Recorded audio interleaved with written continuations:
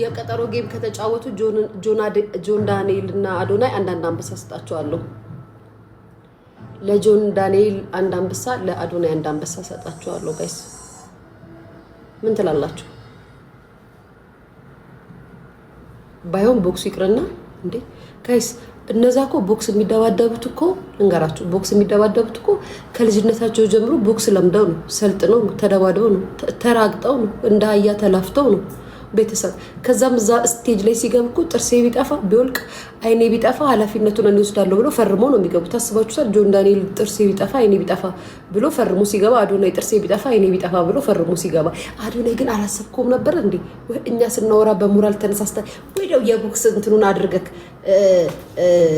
ሂስቶሪ ያደረከው ጥርስ እንደሚጠፋ አይን እንደሚወልቅ አላቦክም ነበር እንዴ? አዶናይ እንዴት ብለህ ልታወራ ነው?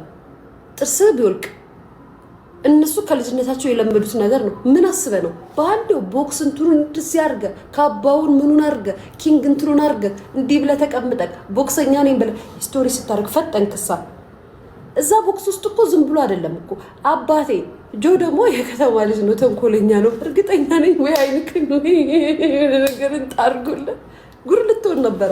እንደው ምን አነሳስቶ ነው ወንድም ያዶናይ ባይሆን እንኳን ማለት ነው።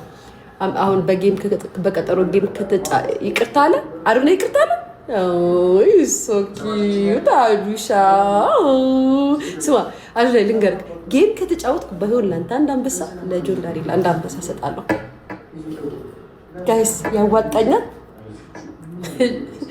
እንዴት ላድርግ እስኪ ንገሩኝ እናንተ። ለጆን ዳንኤል አንድ አንበሳ ይሻላል፣ ለአዶናይ አንድ አንበሳ? ኖ ለማን ልስጥ?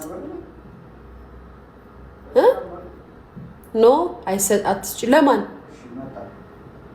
ጆ አከርካሪቱን ነው የሚሰብርለት። ጋይስ ጆን ዳንኤል ቢያገኘው አከርካሪቱን አዶናይ በለኝ፣ አከርካሪቱን አንድ ለሁለት ብራቮ፣ አንድ ለሁለት ትካፈላላችሁ። ጆን ዳንኤል እግሩን አዶናይ እግሩን አለም። ጆን ዳንኤል ከዚህ ያለውን ታፉ። ይህ አንበሳ ደግሞ ከኋላ እንትን የለውም እኮ ጋይስ፣ ቂጥ የለውም እኮ እንደዚህ የሚል የለውም እኮ። ለጆዬማ ስጋ ያለው ነው እንጂ ቆረጥ አድርጌ የሚሰጠው ያማቸዋል እንዴ?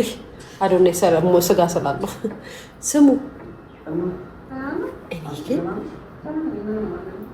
ፀጉራቸውን ተላጭቶ ሁለቱም ቢደባደቡ ጆን ዳንኤል እና አዶናይ ፀጉራቸውን ተላጭቶ ቢደባደቡ ጋይስ ምንም አይነካኩማ፣ ፀጉር አይነካኩም። አይ ቦክስ ይቅርባቸው። ጌቾ እኔ ለቪዲዮ ብዬ ነው እንጂ እንዲደባደቡ ፈልጌ አይደለም። በኋላ የነዚህ ልጆች ጥርስ አይን ቢጠፋ የዘላለም ጸጸት ለኛ ነው። እነሱስ ገንዘቡን ይዘው ሊታከሙበት ይችላል። እኛ ባነሳ ነው ባነቃቃ ነው ተደባድበው ጥርስና አይናቸው። ምክንያቱም ሁለቱም የሆነ ነገር ሳይጠቃቁ አይለ አዶናይ ቢሆን አከርካሪቱ ሊሰብርለት ነው የጆን ዳንኤልን የሚመጣው።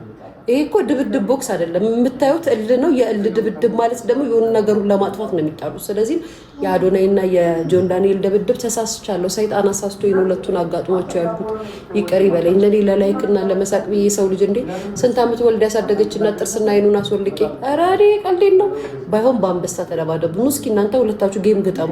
መቼ በኢትዮጵያ ሕዝብ እንዶ ቲፎዚ ወደን እንተፍዛለን እዚህ። አይ ጋይስ እነሱ ደግሞ ጌም ሊገጥሙ ነው። አንድ አንበሳ ለሁለት፣ ጭንቅላቱን ለጆን ዳንኤል ከዚህ በታች ያለው እንትን አንሰጠዋለን ለአዶናይ። ምን ትላላችሁ ቤተሰብ? ምን ትላላችሁ? አዶናይ ጌመር አይደለም። አዶናይ ጌመር ሆነም አልሆነም ቲክታክ ላይ መጥቶ ገንዘብ ይሰራል። የኔ ፍቅር ይለያያል እንጂ ሴም እኮ የኔ ማር ሴም። በቲክታክ ብር ሜክ ያደርጋል፣ ጆዬም ጌም ይጫወታል።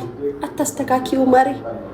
ዲግሪ ይዞ ማስትሬቱን ይዞ ወይ ፔጅ ምናምኑን ይዞ በተማረበት የሀገሩን ሕዝብ ሲያገለግል ሳይሆን ሶሻል ሚዲያ ላይ መጥቶ ሜክ ያደርጋል።